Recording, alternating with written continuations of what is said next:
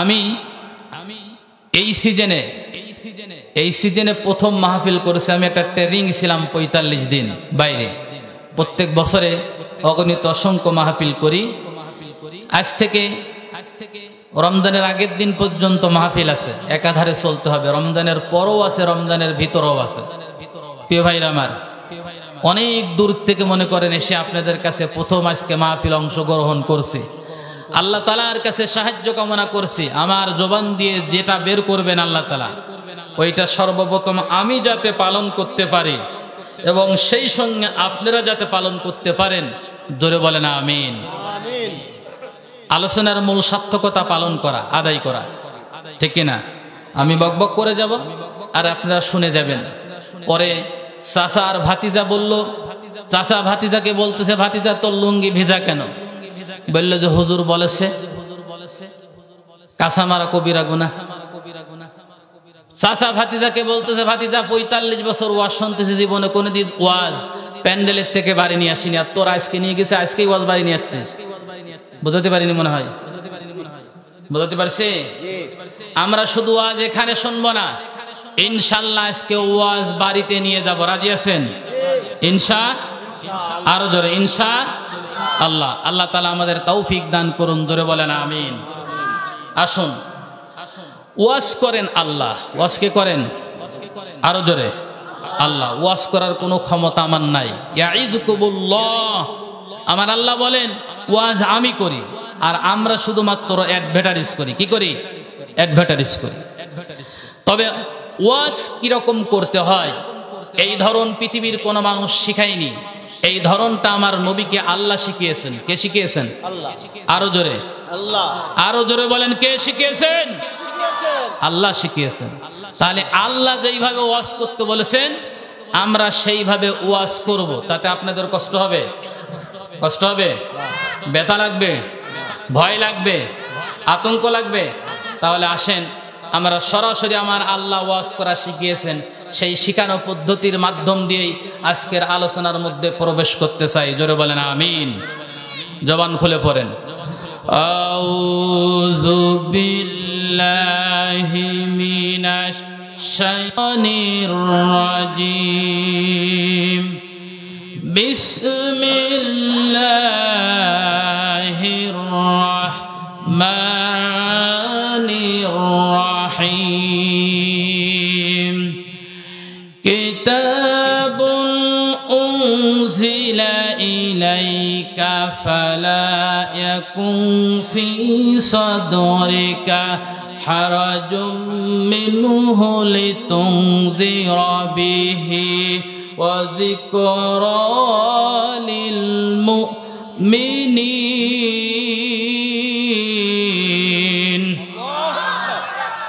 কোরআনে মাজিদ সূরাতুল আরাফ ২ নম্বর আয়াতে কারিমা আল্লাহ তাআলা বলেন, কিতাব, এইটা একটা কিতাব, উনজিলা ইলাইকা, যা আমি আপনার প্রতি নাজিল করেছি, ফালা ইয়াকুন ফি সাদরিকা, সুতরাং আপনি এটা বর্ণনা করার জন্য অন্তরে কোনো সংকোচ পোষণ করবেন না, কোনো ভয়, কোনো আতঙ্ক, কোনো বিপদগ্রস্ত হওয়ার আশঙ্কা করবেন না। ও নবী, হারাজুম মিনহু লিতুনযিরা বিহি, এই কিতাবটা আমি নাজিল করেছি মুমিনদের জন্য উপদেশ স্বরূপ। কি স্বরূপ? আরো জোরে, আরো জোরে বলেন, উপদেশ স্বরূপ। তাহলে আয়াত দ্বারা আমরা যে জিনিসটা পাইলাম, আল্লাহ রাব্বুল আলামিন এই যে হারাজুম শব্দটা ব্যবহার করেছেন, এই হারাজুম শব্দটা সাধারণত 2টা অর্থে ব্যবহৃত হয়। 1 নাম্বার, আপনি যে কথাগুলো বলবেন এই কথা বলার মধ্যে 2টা বিপদ হতে পারে। সত্য কথা, সঠিক কথা, ন্যায় কথা, ইনসাফ কথা যদি আপনি বলেন তাহলে আপনার রিজিক মায়ের হয়ে যেতে পারে, চাকরি চলে যেতে পারে, না পারে না? অথবা আপনি এমন কোন লোকের ভয় করলেন যেখানে সত্য কথা বললে আপনার উপরে বিপদ আসতে পারে। এরকম আসে না? আসে না? আরো জোরে। এজন্য আল্লাহ রাব্বুল আলামিন নবীজিকে শিখালেন, নবী, হারাজুম মিনহু লিতুনযিরা বিহি ওয়া যিকরা লিল মুমিনিন, আপনি আশঙ্কা থেকে মুক্ত হয়ে জাতির সামনে স্পষ্ট ভাষায়, সুন্দর ভাষায় আপনি বক্তৃতা করবেন। পৃথিবীর কোনো মানুষের দিকে তাকাবেন না, কেবলমাত্র তাকাবেন আল্লাহ রাব্বুল আলামিনের দিকে। জোরে বলেন ঠিক কিনা? তাহলে নবীকে যদি আল্লাহ তার নির্দেশ দেন, আমি তো নবীর উম্মত, ওয়ারাসাতুল আম্বিয়া, একজন আলেম হিসাবে আমাদের ওই দায়িত্ব জাতির সামনে দাঁড়িয়ে জাতির ক্লান্তি লগ্নে হক কথা, সঠিক কথা, ন্যায় এবং ইনসাফপূর্ণ কথা আমাকে বলতে হবে। জোরে বলেন ঠিক কিনা? আমি যদি এই কথাগুলো সঠিকভাবে উপস্থাপন না করি, সঠিকভাবে আপনাদেরকে না জানাই, এই যে চেয়ার আমাকে দিয়েছেন, এই চেয়ারের ওজন, এই চেয়ারের মান, এই চেয়ারের মর্যাদা, এই চেয়ারের গুণ কিন্তু অনেক বড়। জোরে বলেন ঠিক কিনা? এখানে কিন্তু সাধারণ কোনো লোক বসতে পারে না। এখানে যিনি বসবেন তার অনেক বড় দায়িত্ব। এত বড় দায়িত্ব, আল্লাহর নবী একদিন সাহাবায়ে কিরামদেরকে নিয়ে এরকম আলোচনা করতেছেন। নবীজি বললেন, শোনো, আল্লাহ রাব্বুল আলামিন কিয়ামতের ময়দানে আল্লাহ রাব্বুল আলামিন আলেমদের দিয়ে জাহান্নাম উদ্বোধন করবেন। কাদের দিয়ে? আলেমদের ব্যাপারে আল্লাহ তার রাসূলের পক্ষ থেকে 3টা বদদোয়া এসেছে কোরআন এবং হাদিসের মধ্যে। তার মধ্যে একটা হচ্ছে কিয়ামতের ময়দানে আলেমদের দিয়ে আল্লাহ রাব্বুল আলামিন জাহান্নাম উদ্বোধন করবেন। সাহাবায়ে কিরাম জিজ্ঞেস করলেন, ইয়া রাসূলুল্লাহ, কোন জায়গায় উদ্বোধন করবেন, কোন জাহান্নাম উদ্বোধন করবেন? আল্লাহর নবী বললেন, জুব্বুল হুজুন নাম করে একটা জাহান্নাম আছে। সাহাবায়ে কিরাম বললেন, ওমা হুয়া জুব্বুল হুজুন ইয়া রাসূলুল্লাহ, জুব্বুল হুজুনটা কি? আল্লাহর নবী বললেন, শোনো, জুব্বুল হুজুন হচ্ছে জাহান্নামের একটা শাখা। সবচাইতে নিকৃষ্টতম শাখার নাম হচ্ছে জুব্বুল হুজুন। ওই জুব্বুল হুজুন নামক জাহান্নামে আলেমদেরকে প্রবেশ করানো হবে। আগুনের কাইসি দিয়ে মুখ, জিহ্বা কেটে দেওয়া হবে, আগুন দিয়ে মুখগুলো পুড়িয়ে দেওয়া হবে। প্রিয় ভাইরা আমার, যেই আলেমের এত বড় শাস্তি কিয়ামতের ময়দানে হবে, অবশ্যই ওই আলেমের উচিত আল্লাহ রাব্বুল আলামিনের এই শাস্তির দিকে ভয় করে জাতির সামনে ক্লান্তি লগ্নে সঠিক এবং হক কথা বলা। জোরে বলেন ঠিক কিনা? আরো জোরে। তাহলে আমারও তো দায়িত্ব আছে নাকি আলেম হিসেবে? আসুন, আমার আল্লাহ রাব্বুল আলামিন কোরআনে কারীমের মধ্যে কি বর্ণনা করতেছেন? ইত্তাবিউ মা উনজিলা ইলাইকুম মির রাব্বিকুম ওয়া লা তাত্তাবিউ মিন দুনিহি আউলিয়া কলিলাম মা তাযাক্কারুন। প্রিয় ভাইরা আমার আল্লাহ রাব্বুল আলামিন বর্ণনা করতেছেন, ইত্তাবিউ, আপনি অনুসরণ করুন, মা উনজিলা ইলাইকুম মির রাব্বিকুম, আপনার রবের পক্ষ থেকে আপনার উপরে যা নাজিল হয়েছে। আমরা সবাই জানি বিশ্ব নবীর উপরে আল্লাহ রাব্বুল আলামিন একটা কিতাব নাজিল করেছিলেন। ওই কিতাবের নাম কি? আরো জোরে। কোরআন। ও নবী, আপনি কেবলমাত্র এই কিতাবটা অনুসরণ করুন। ওলা তাত্তাবিউ, ও মানে বাংলা মানে না, তাত্তাবিউ মানে অনুসরণ করবেন না। মিন দুনিহি আউলিয়া, ওলির বহু বচন আছে আউলিয়া। ওলির বহু বচন কি?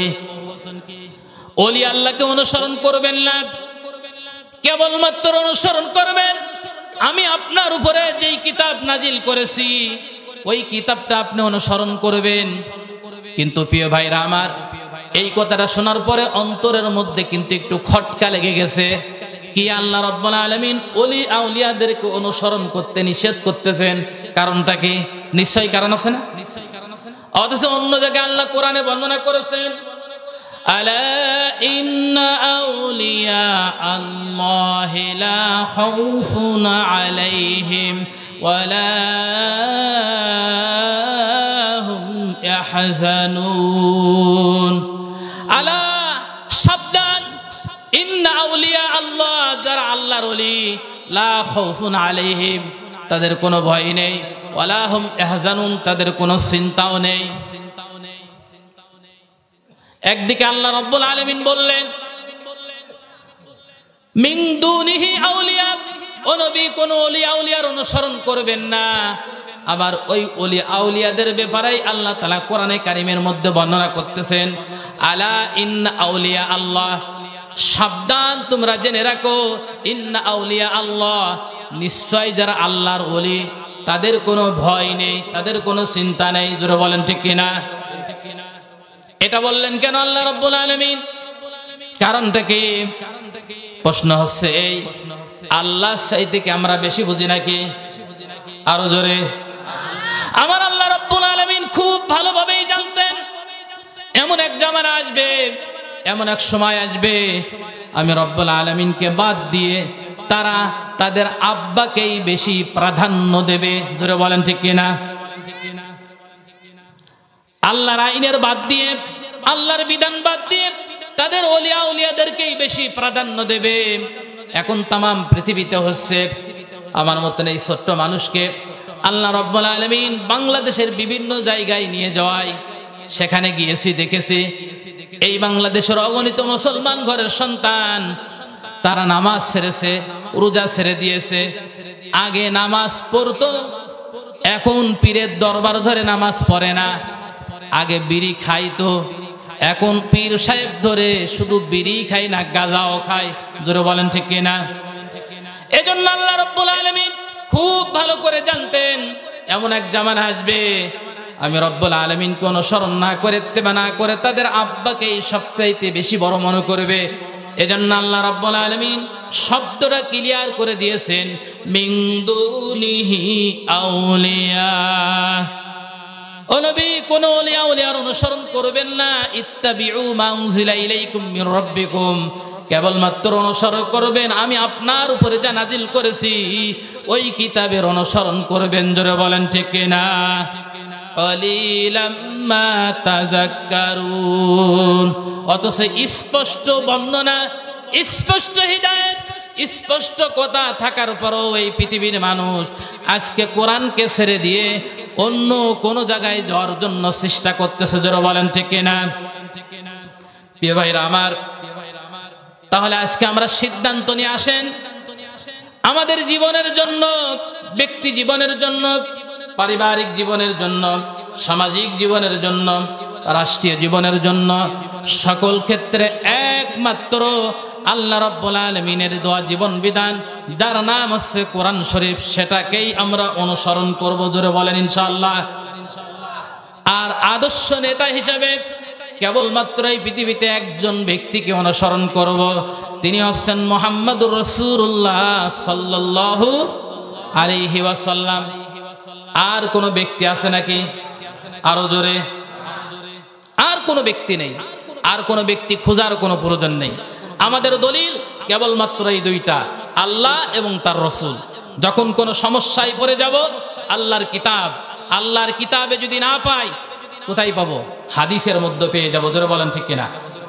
প্রিয় ভাইরা আমার, দরুদ ও সালাম পেশ করছি মানবতার মুক্তির দূত জনাবে মুহাম্মদুর রাসূলুল্লাহ সাল্লাল্লাহু আলাইহি ওয়াসাল্লাম, তার উপর অবতীর্ণ কোরআনে কারীম থেকে আমরা সূরাতুল বাকারার 183 নম্বর আয়াত তেলাওয়াত করেছি এবং বিশ্বনবীর মুখনিসৃত বাণী থেকে একটা হাদিস তেলাওয়াত করেছি।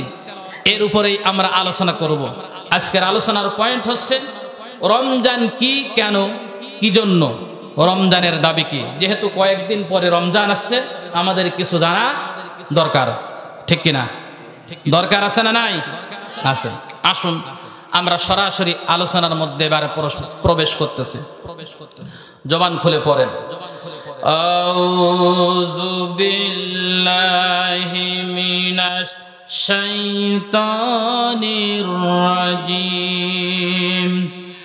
বিসমিল্লাহির রাহমানির রাহিম।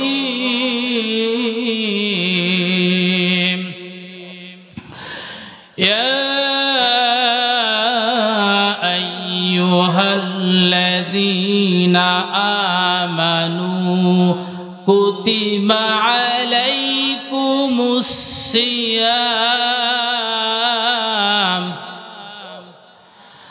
كما كتب على الذين من قبلكم لعلكم تتقون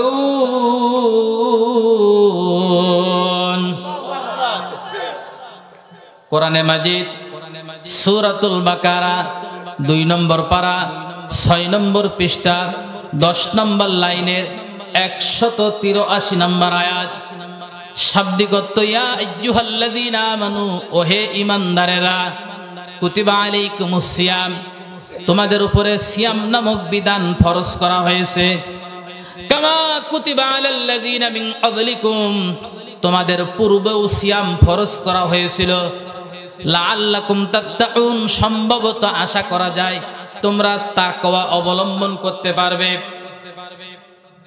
সূরাটি নাজিল হয়েছে মদিনায় বিশ্বনবী হিজরত করার পরে প্রথম যে সূরা নাজিল হয় তার নাম সূরা বাকারা নাম কি ওই বাকারার মধ্যেই এই আয়াতটা আল্লাহ রাব্বুল আলামিন দিয়েছেন যা দ্বিতীয় হিজরির বদর যুদ্ধের আগে আল্লাহ রাব্বুল আলামিন রমজান মাসের সিয়াম ফরজ করেছেন জোরে বলেন আলহামদুলিল্লাহ আমরা সাধারণত সিয়ামকে রোজা বলি কি বলি রোজা বলি না রোজা বলি রোজাটা ফারসি শব্দ আরবি শব্দ না আমরা বাঙালি জাতি ভাষার জন্য যুদ্ধ করে 21 ফেব্রুয়ারি বলি ঠিক কি না বুঝছেন তো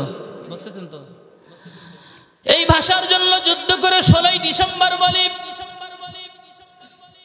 আমাদের দেশের ভাষার সঙ্গে অধিকাংশ ভিন্ন দেশীদের ভাষা মিশ্রণ আছে এজন্য রোজা নামে আমরা বেশি পরিচিত কিন্তু আল্লাহ নবী দ্বারা 1000 বছর আগে বর্ণনা করেছেন কোন ব্যক্তি যদি একটা আরবি শব্দ উচ্চারণ করে তাহলে মিনিমাম কমপক্ষে ব্যক্তির আমলনামায় আল্লাহ রাব্বুল আলামিন 10টা নেকি লিখে দেন জোরে বলেন সুবহানাল্লাহ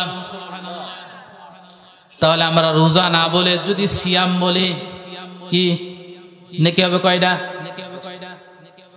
একটা অক্ষর নাকি 10টা নেকি হবে সিয়াম সিয়াম সাদ ইয়া আলিফ মিম মোট 4টা অক্ষর আছে 4 কত হবে প্রায় 40টা নেকি লেখা হবে আমরা সালাত না বলে নামাজ বলি অথচ আল্লাহ রাব্বুল আলামিন কোরআনে কারীমের মধ্যে নামাজ শব্দটা ব্যবহার করেননি ওটাও ফারসি শব্দ সালাত বললে আল্লাহ রাব্বুল আলামিন আমলনামায় নেকি লিখে দিবেন আবার যারা নামাজ পড়ে সালাত পড়ে তাদেরকে আমরা মুসল্লি বলি কি বলি আল্লাহ রাব্বুল আলামিনের নবী বর্ণনা করেছেন যারা সিয়াম পালন করে তাদেরকে সায়েম বলা হয় কি বলা হয় সায়েম যারা নামাজ পড়ে তাদেরকে মুসল্লি বলে যারা রোজা পালন করে সিয়াম পালন করে ওদেরকে সায়েম বলে প্রিয় ভাইরা আমার এই যে সিয়াম নামক বিধান দোয়ার আগে আমার আল্লাহ রাব্বুল আলামিন আয়াতের সূচনা করেছেন ইয়া আইয়ুহাল্লাযীনা আমানু বলে ওহে ঈমানদারেরা তাহলে বিধান দেওয়ার সময় আল্লাহ তাআলা পৃথিবীর কোন কাফেরকে তলব করেননি বিধান দেওয়ার সময় পৃথিবীর কোন মুনাফিককে কালেকশন করেননি বিধান দেওয়ার সময় কোন ফাসিককে আল্লাহ রাব্বুল আলামিন কালেকশন করেননি আল্লাহ রাব্বুল আলামিন तमाम পৃথিবীতে থাকা যত ঈমানদার আছে সকল ঈমানদারদের উদ্দেশ্য করে বলেছেন ইয়া আইয়ুহাল্লাযীনা আমানু জোরে বলেন ঠিক কি না এখন আমার প্রশ্ন হচ্ছে আমরা যারা এখানে আছি আমরা তো সবাই ঈমানদার ঠিক কি না আরো জোরে কথার উত্তর হচ্ছে না উত্তর হলে মজা লাগবে সামনে খুব মজা হবে দেখবেন আপনারা প্রশ্নের উত্তর দেবেন খুব মজা লাগবে দেখবেন আমরা যারা এখানে আছি সবাই মুমিন না মুসলিম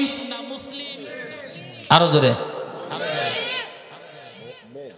আমরা সবাই মুমিন না মুসলিম উত্তর দেন আগে আরো জোরে বলেন আমি একটা পরীক্ষা নিয়ে আপনাদেরকে কে কে মুমিনের পক্ষে আছেন সেই হাত তোলেন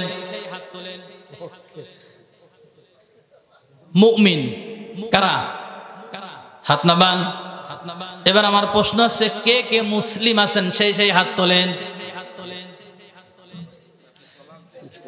এসে পড়ে গেলেন হুজুর, কষ্ট হচ্ছে আপনাদের? ভাই খুব মজা লাগবে, একটু ধৈর্য সহকারে বসেন, কেবল তো প্রবেশ করতেছে নাকি। যারা মুমিন বলেছেন, যারা মুসলিম বলেছেন, এই তথ্যটা এখনো বুঝতে পারেননি আপনারা। মুমিন মানে আংশিক, আর মুসলিম মানে পুরোপুরি পরিপূর্ণ। দেখেন একটা আয়াতের মধ্যে আল্লাহ বলেছেন, ওয়ালা তামুতুন্না ইল্লা ওয়া আনতুম মুসলিমুন। জোরে বলেন আল্লাহু আকবার। আল্লাহ বলেছেন তোমরা মুসলিম না হয়ে মৃত্যুবরণ করো। আরো জোরে, মুসলিম না হয়ে তোমরা মৃত্যুবরণ করো। আল্লাহ কিন্তু এখানে বলেননি তোরা মুমিন না হয়ে মৃত্যুবরণ করো, এ কথা কিন্তু আল্লাহ বলেননি।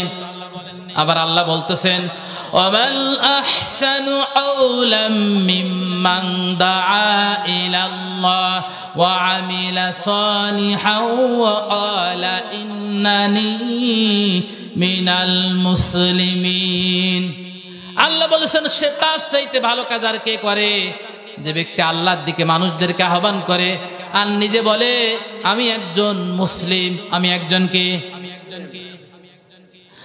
আবার কোরআনে কারিমের মধ্যে আমার আল্লাহ রাব্বুল আলামিন যত নবীর পরিচয় দিয়েছেন, সমস্ত নবীদের উদ্দেশ্য করে আল্লাহ বলেছেন প্রতিটা নবীরাই ছিল মুসলিম। কি ছিল?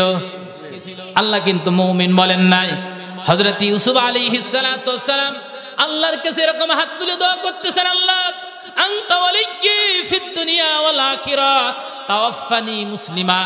ও আল্লাহ, দুনিয়া এবং আখিরাতের উত্তম অভিভাবক তুমি আমার, আর তুমি আমাকে মুসলিম অবস্থায় মৃত্যু দান করো। জোরে বলেন আমিন। তাহলে মুমিনের দাম বেশি না মুসলিমের দাম বেশি? আরো জোরে, জোর হইল না?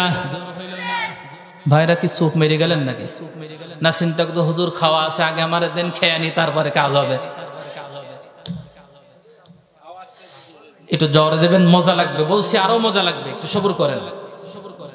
তাহলে আমরা মুসলিম না মুমিন? এখন আমরা মুসলিম হতে পারিনি, তবে এখানে আমরা যারা আছি সবাই কিন্তু মুমিন। এবারে প্রশ্ন দেখতে পারো হুজুর, মা এবং বোনদের ভালো করে খেয়াল করতে বলতেছি, একটু খেয়াল করেন।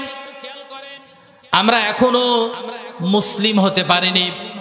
বাংলাদেশে আমাদের প্রায় ৯৫% মুসলমান বলে থাকে। মুসলমান আর মুসলিম এক জিনিস না, দুই জিনিস। বাংলাদেশে ৯৫% মুমিন থাকতে পারে, কিন্তু বাংলাদেশে ৯৫% মুসলিম এখনো হতে পারেনি। বাংলাদেশে গড়ে ৫% মুসলিম আছে। কিয়ামতে একজন মুমিন জাহান্নামে যাবে, আল্লাহ তাকে হয়তো মাফ করে জান্নাতে দিতে পারে, কিন্তু একজন মুসলিম কিয়ামতে জাহান্নামে যাবে না। জোরে বলেন আল্লাহু আকবার। এবার আমার প্রশ্ন, তাহলে কি আমরা মুমিন হয়ে মরবো না মুসলিম হয়ে মরবো? যেহেতু মুসলিম হয়ে মরার পরে কিয়ামতে জাহান্নামে যাওয়া লাগবে না, কবরে আমাদের আযাব হবে না। কোন মুসলিম যদি দুনিয়া থেকে বিদায় দেয়, বিদায় নেয়, এই পৃথিবীর আরশগুলো, এই পৃথিবীর জমিনগুলো কাঁদতে থাকে তার জন্য। কিন্তু কোন মুমিন যদি ইন্তিকাল করে, পৃথিবী এবং এই জমিন তার জন্য কিন্তু কাঁদতে থাকে না, আফসোসও করে না, কারণ একজন মুমিন তিনি অসম্পূর্ণ। আল্লাহ তাআলা কোরআনে কারীমের মধ্যে কোথাও এই কথা বলেননি তোমরা মুমিন হয়ে মরো। প্রত্যেক জায়গায় আল্লাহ রাব্বুল আলামিন নির্দেশ দিয়েছেন তোমরা মুসলিম হয়ে মৃত্যুবরণ করো। এখন আমি কেন বললাম আমরা সবাই মুসলিম না আমরা মুমিন? আমরা মুসলিম সেই দিন হতে পারবো যেই দিন আমাদের ব্যক্তি জীবন, পারিবারিক জীবন, সামাজিক জীবন, রাজনৈতিক জীবন, অর্থনৈতিক জীবন, ওই ক্যান্টনমেন্ট থেকে শুরু করে, ওই সচিবালয় থেকে শুরু করে, ওই গণভবন থেকে শুরু করে, সংসদ ভবন থেকে শুরু করে, আমার ঘরের রান্নাঘর পর্যন্ত যেই দিন কোরআন দিয়ে দেশ চলবে, সমাজ চলবে, রাষ্ট্র চলবে, সেই দিন আমরা সবাই মুসলমান হয়ে যাবো। ধরে বলেন ঠিক কিনা? বুঝছেন আপনি বেড়ায়, সেই দিন আপনি মুসলিম হয়ে যাবেন। যতদিন পর্যন্ত এটা বাস্তবায়ন করা সম্ভব না হবে, ততদিন পর্যন্ত আপনি পুরোপুরি মুসলিম হতে পারবেন না। এজন্য মুমিন আর মুসলিমের পার্থক্য বুঝালাম। প্রিয় ভাইরা আমার, আল্লাহ রাব্বুল আলামিন এই মুমিনদেরকে ডেকে বলতেছেন, শোনো, আমি সিয়াম নামক বিধান তোমাদের উপরে ফরজ করেছি। কোন বিধান? আরো জোরে। সিয়াম। সিয়াম মেলা প্রকার, ফরজ সিয়াম, ওয়াজিব সিয়াম, সুন্নত সিয়াম, নফল সিয়াম, কাফারা সিয়াম। কয় প্রকার হলো? 5 প্রকার। কয় প্রকার? 5 প্রকার। প্রিয় ভাইরা আমার, আল্লাহ রাব্বুল আলামিনের নবীজি আমাদের উদ্দেশ্য করে বর্ণনা করতেছেন, আলাইকা বিসসাওমি ফা ইন্না লাহু লা আদলা লাহু। নবীজি বলেন, শোনো, সিয়াম এমন একটি ইবাদত, আল্লাহ রাব্বুল আলামিনের কাছে সবচাইতে গ্রহণযোগ্য ইবাদত। সিয়ামের মতো এরকম মূল্যবান ইবাদত আল্লাহ রাব্বুল আলামিনের কাছে আর একটাও নাই। নবীজি কেন এই কথা বললেন? আমি যদি সিয়াম রাখি, এই যে আমার এই ভাই যদি সিয়াম রাখে, আপনি যদি সিয়াম রাখেন, আমরা যদি সবাই সিয়াম রাখি, আমাদের সামনে বৈধ স্ত্রী থাকবে, হাজারো রকমের বৈধ খাদ্য থাকবে, তারপরেও কি আমরা খেতে পারি নাকি? আরো জোরে। পানির ভিতরে যখন ডুব দিই, তারপরেও আমরা আল্লাহরে ভয় করে আমরা রোজা আছি, ঠিক কিনা? ঘরের মধ্যে যখন একা একা থাকি, পৃথিবীর কোনো মানুষ দেখছে না, কিন্তু ওই জায়গাও আল্লাহ রাব্বুল আলামিনকে ভয় করি যে আমি রোজা আছি, ঠিক কিনা? এই জন্য নবীজি বললেন, আলাইকা বিসসাওমি ফা ইন্নাহু লা আদলা লাহু। শোনো, সিয়ামের চাইতে আল্লাহ রাব্বুল আলামিনের কাছে উত্তম কোনো আমল নাই। সেজন্য আমি আপনাদেরকে বলবো, সামনে যে সিয়ামের মাস আসতেছে, রোজা আসতেছে, আমরা সবাই সিয়াম রাখবো ইনশাআল্লাহ। আরো জোরে, আরো জোরে। কেন সিয়াম রাখবো? নবীজি বর্ণনা করতেছেন, কুল্লু আমাল ইবনি আদম লাহু আল-সিয়ামা ফা ইন্নাহু লি ওয়া আনা আজজি বিহি। নবীজি বর্ণনা করেন, শোনো, বনি আদমের প্রত্যেকটি আমলের নেকি লেখা হয়, নেকি দোয়া হয়। সেই দোয়াটা হয় ফেরেশতার মাধ্যমে। আমাদের প্রত্যেকের ঘাড়ে 2 জন ফেরেশতা আছে বা সম্মানিত লেখকদ্বয় আছে, যার নাম হচ্ছে কিরামান কাতিবিন। নাম কি? আরো জোরে। প্রতিটা মানুষের সঙ্গে 5 প্রকারের ফেরেশতা থাকে। আপনি যেই দিন এই দুনিয়ায় এসেছেন, ওই দিন থেকে মৃত্যু পর্যন্ত 5 প্রকারের ফেরেশতা থাকবে। যেদিন আপনি মৃত্যুবরণ করবেন, ওই দিন 4 প্রকারের ফেরেশতা আল্লাহ রাব্বুল আলামিন তুলে নেবেন, আর 1 প্রকারের ফেরেশতা আপনার সঙ্গে কিয়ামত পর্যন্ত আমার আল্লাহ রাব্বুল আলামিন রেখে দেবেন। জোরে বলেন সুবহানাল্লাহ। এখন আপনি প্রশ্ন করতে পারেন, হুজুর 5 রকমের ফেরেশতা আবার কি রকম? খুব লক্ষ্য করেন। একজন আছে কিরামান কাতিবিন, এক গ্রুপ, যারা লিখতেছে নেকি আর বদি। 2 জন ফেরেশতা আছে দেখা এবং শোনার দায়িত্বে। 2 জন ফেরেশতা আছে পায়ের দায়িত্বে। কয়জন হইল? 3 জন। কয়জন? 3 গ্রুপ হইল। আরেক গ্রুপ আছে রিজিক অন্বেষণের দায়িত্বে। আরেক গ্রুপ আছে আপনার সঙ্গে সার্বিক নিরাপত্তা দেওয়ার জন্য। এজন্য আপনার আব্বা, আপনার আম্মা যখন মৃত্যু সজ্জায় হয়, একটু লক্ষ্য করে তাকিয়ে দেখবেন, সর্বপ্রথম পায়ের ফেরেশতা আল্লাহ রাব্বুল আলামিন উঠায় নেন। মানুষটা স্থির হয়ে যায়, দাঁড়িয়ে যায়, অথবা শুয়ে পড়ে, আর উঠতে পারে না। পারে নাকি? পারে না, স্থির হয়ে যায়। গতকালকে একটা ভিডিও দেখলাম, একজন লোক কলে পাম্প দিচ্ছিল অথবা কি যেন করতেছিল, হঠাৎ করে এরকম বারবার করতেছে, মনে হচ্ছে তার সামনে যেন কি আসতেছে। লোকটার সামনে এগোতে পারে না, পিছনে এগোতে পারে না, হঠাৎ করে সেখানেই পড়েছে, সেখানেই মারা গেছে। পায়ের ফেরেশতা প্রথমে টান দেওয়া হয়, এরপরে দেখবেন রিজিকের ফেরেশতা টান দিয়ে নেওয়া হয়। আপনার আব্বা আম্মা মৃত্যু সজ্জায় শায়িত, একটু খাবার, একটু পানি, একটু জুস চামচ দিয়ে গালের ভিতরে দিচ্ছেন, আব্বা আমি অমুক, আব্বা আমি অমুক, একটু পানি খাও, একটু মিষ্টি খাও, একটু জুস খাও। আব্বার গালের ভিতরে আর ঢোকে না, মায়ের গালের ভিতরে আর যায় না। দেখবেন লক্ষ্য করে এই গাল দিয়ে টস টস করে নিচের দিকে পড়ে যাচ্ছে। আল্লাহ রাব্বুল আলামিন যেন রিজিকের ফেরেশতা টান দিয়ে নিচ্ছে। এরপরে দেখার শোনার দায়িত্ব। 1000 বার আপনি চেঁচান না কেন, আপনার আব্বা আর শুনতে পারে না, বুঝতে পারে না, দেখতে পারে না। কত আদরের সন্তান আপনার দিকে তাকিয়ে তার প্রাণটা জুড়িয়ে যেত, আর সে দেখতে পায় না। সার্বিক নিরাপত্তা দেওয়ার ফেরেশতা আল্লাহ তুলে নেন। এক প্রকারের ফেরেশতা কিয়ামত পর্যন্ত আল্লাহ রাব্বুল আলামিন আপনার সাথে রেখে দেবেন, তার নাম হচ্ছে কিরামান কাতিব। আপনি দুনিয়ায় যদি কোনো ভালো কাজ করে যান অথবা মন্দ কাজ করে যান, কবরে বসে বসে তার নেকি এবং বদি পাইতে থাকবেন। ধরে বলেন ঠিক কিনা?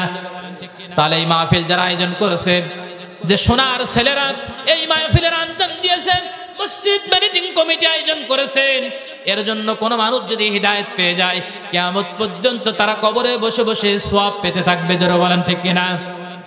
প্রিয় ভাইরা আমার, আমি বলতেছিলাম বনি আদম যে আমল করুক না করুক, প্রত্যেকটি আমলই ফেরেশতারা লেখে। কিয়ামতের ময়দানে ফেরেশতার মাধ্যমে তার পুরস্কারটা দেওয়া হবে। কিন্তু রোজার বেলায় ভিন্ন, সিয়ামের বেলায় ভিন্ন। আল্লাহ রাব্বুল আলামিনের নবীজি বলেছেন ফাইন্নাহু লি ওয়া আনা আজজি বিহি, স্বয়ং আল্লাহ রাব্বুল আলামিন নিজে হাতে রোজাদার ব্যক্তিদের জন্য তিনি পুরস্কার দেবেন। জোরে বলেন সুবহানাল্লাহ, জোরে বলেন আল্লাহু আকবার। প্রিয় ভাইরা আমার, এখন যদি আমি আপনাদেরকে বলি, সমস্যা আছে? প্রিয় ভাইরা আমার, আমি যদি এখন আপনাদেরকে বলি প্রধানমন্ত্রীর হাত থেকে পুরস্কার নিতে হবে, আপনারা আনন্দ কি কম হবে না বেশি হবে? আরো ধরে বেশি হবে। আমার আল্লাহ মনে হয় প্রধানমন্ত্রীর চেয়ে কমা নাকি? হ্যাঁ, তাহলে এই প্রতিযোগিতা করার দরকার। কিয়ামতে যেই ব্যক্তিকে আল্লাহ রাব্বুল আলামিন নিজ হাতে পুরস্কৃত করবেন, আমার প্রশ্ন আপনাদের কাছে, ওই লোকগুলো কি কিয়ামতে জাহান্নামে যাবে নাকি? যাবে না। তাহলে সিয়াম থাকার মাধ্যমে এই পুরস্কার অর্জন করা যেতে পারে। এবার আসেন, আল্লাহ রাব্বুল আলামিনের নবীজি বর্ণনা এই জন্য করেছেন এই কথাটা, কুল্লু আমাল ইবনি আদমা ইউদাফুল হাসানাতু বিআশরি আমসালিহা। নবীজি বলেছেন, শোনো, প্রতিটা ব্যক্তি যখন ভালো কাজ করে, ভালো কাজের বিনিময়ে সর্বোচ্চ 10, 70, 700 বা অগণিত নেকি আল্লাহ তাআলা লিখে দিতে পারেন। কিন্তু সিয়াম যারা রাখে ওই ব্যক্তিদের কি পুরস্কার দেবে স্বয়ং আল্লাহ ছাড়া পৃথিবীর কোনো মানুষ জানে না। ঠিক কিনা? তাহলে কি পুরস্কারটা দেবে ওটা আল্লাহ প্রকাশ করেনি, আমরা জানি না ওই জিনিসটা। এজন্য আল্লাহর হাত থেকে পুরস্কারটা নেওয়ার জন্য আমাদের অবশ্যই চেষ্টা করা লাগবে। জোরে বলেন ঠিক কিনা? এবার একটা তথ্য দিই আমি আপনাদেরকে। জান্নাতে যখন আপনারা যাবেন, যাওয়ার সময় আল্লাহ রাব্বুল আলামিন সর্বপ্রথম 2টা জিনিস দিয়ে আল্লাহ তাআলা নিজ হাতে খাইয়ে দেবেন জান্নাতি মেহমানদের। আল্লাহর হাতে খাবার খাওয়ার জন্য আমরা প্রস্তুতি আছি না নাই? আরো জোরে দেখি কে কে আছেন, জোরে বলেন লিল্লাহে তাকবীর। আল্লাহ কিভাবে খাওয়াবেন? জান্নাতের মধ্যে সর্বপ্রথম জান্নাতি মেহমানদেরকে আল্লাহ রাব্বুল আলামিন মাছের কলিজা ভুনা খাওয়াবেন। কি? মাছের কলিজা ভুনা। আর এর সাথে আর একটা জিনিস থাকবে, রুটি। কি থাকবে? আল্লাহ রুটির কথা কেন বললেন? আর রুটি সাধারণ কোন জিনিস দিয়ে বানানো হবে না, রুটি বানানো হবে এই মাটি দিয়ে। কি দিয়ে? আমরা রুটি বানাই কি দিয়ে?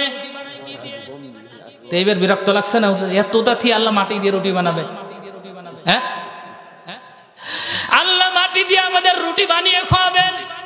কেউ খাওয়াবেন না, স্বয়ং আল্লাহ রাব্বুল আলামিন তার নিজ কুদরতি হাতে ওই রুটি ছিঁড়ে মাছের কলিজা ভুনা দিয়ে আল্লাহ রাব্বুল আলামিন জান্নাতি মেহমানদের গালের মধ্যে তুলে দেবেন। জোরে বলেন আল্লাহু আকবার। প্রিয় ভাইরা আমার, সুতরাং আল্লাহ কি পুরস্কার দেবেন আমরা জানি না। এজন্য সিয়ামের মাস আসতেছে, আমরা সিয়াম ভাঙতে রাজি? আরো জোরে। এবার আসেন, এত ফজিলাতুস সিয়াম বললাম, এবারে সিয়ামের সম্মানটা কি? আমার আল্লাহ রাব্বুল আলামিন কি সম্মান রেখেছেন সিয়ামের মধ্যে? নবীজি বর্ণনা করতেছেন, ইজা জাআ রমাদান ফুতিয়াত আবওয়াবুল জান্নাহ ওয়া গুলিকাত আবওয়াবুন নার ওয়া সুফিদাতিশ শায়াতিন।